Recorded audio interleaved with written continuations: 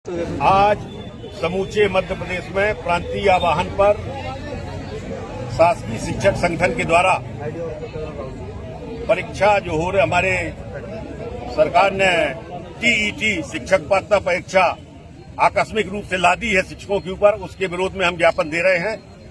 Media के माध्यम से मेरा अनुरोध है ये बात सरकार तक पहुंचे कि 1998 से लेकर के आज तक हमारी जितनी भी नियुक्तियां हुई, जब भी नियुक्तियां हुई, सब शासन द्वारा स्थापित किए गए मानकों के तहत हुई। जो नियम उनने लागू किए हम उनमें खड़े उतरे और हम नियुक्त हुए। यदि उसमें किसी प्रकार की कमी माननीय सर्वोच्च न्यायालय को दिखती है तो उसके लिए जिम्मेदार मध्य प्रदेश की सरकार होनी थी। उस पर मध्य प्रदेश की सरकार से पूछा जाना था और मध्य प्रदेश की सरकार को माननीय सर्वोच्च न्यायालय के समक्ष उनके निर्णय के विरुद्ध अपनी एक पुनर्विचार याचिका दायर करनी थी। पर ऐसा न करके ठीक होली के एक दिन पहले मध्य प्रदेश स्कूल शिक्षा विभाग के संचालक के द्विवेदी द्वारा जिस तरीके से इस परीक्षा का और परीक्षा उत्तीर्ण न होने पर सेवा से पृथक कर देने का आदेश जारी किया वो निंदनीय है। हम इसकी निंदा करते हैं और माननीय मुख्यमंत्री महोदय से अनुरोध करते हैं कि ऐसे अधिकारियों के खिलाफ दंडात्मक कार्रवाई हो और इस आदेश को तत्काल निरस्त किया जाए और माननीय सर्वोच्च न्यायालय के समक्ष हमारे पक्ष को लेकर के पुनर्विचार याचिका दायर की जाए। आज भारत के नाम पर ज्ञापन सौंप रहे हैं और अगर मांगे पूरी हो तो क्या कुछ आप अगला कदम होगा? इसके बाद चूंकि कल कटनी जिले में माननीय मुख्यमंत्री महोदय का आगमन हो रहा है, कल हम उनसे जाकर के मिलेंगे, उनको भी अपना दर्द बताएंगे, उनके समक्ष भी निवेदन करेंगे और इसके बाद भी यदि कुछ नहीं होता है तो हमने पूरे मध्य प्रदेश के संगठनों को बुला करके एक संयुक्त बैठक का आह्वान किया है भोपाल में। हम उसके बाद आगामी रणनीति का निर्णय लेंगे। आज किनको ज्ञापन सौंप रहे हैं? आज हम माननीय कलेक्टर महोदय के माध्यम से मुख्यमंत्री जी को ज्ञापन सौंप रहे हैं। अभी 2 मार्च को संचालक लोक शिक्षण ने एक आदेश जारी किया है माननीय सर्वोच्च न्यायालय का हवाला देते हुए कि हमारे शिक्षकों की परीक्षा होगी फिर से पात्रता परीक्षा, और जो पास नहीं करेंगे उनको निकाल के बाहर कर दिया जाएगा।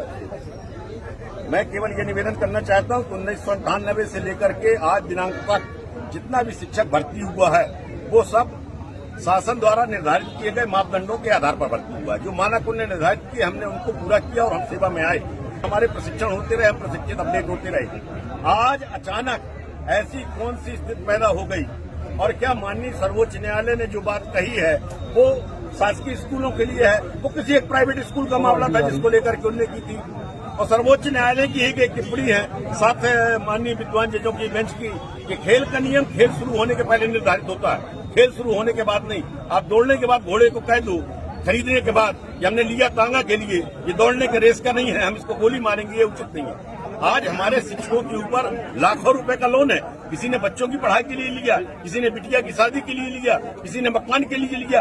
यदि 2 महीने 4 महीने के बाद वो सेवा से हटा दिया जाएगा जबकि उसके टारगेट में 8 साल 9 साल 10 साल को उसको पढ़ाने का है, वो कहाँ जाएगा?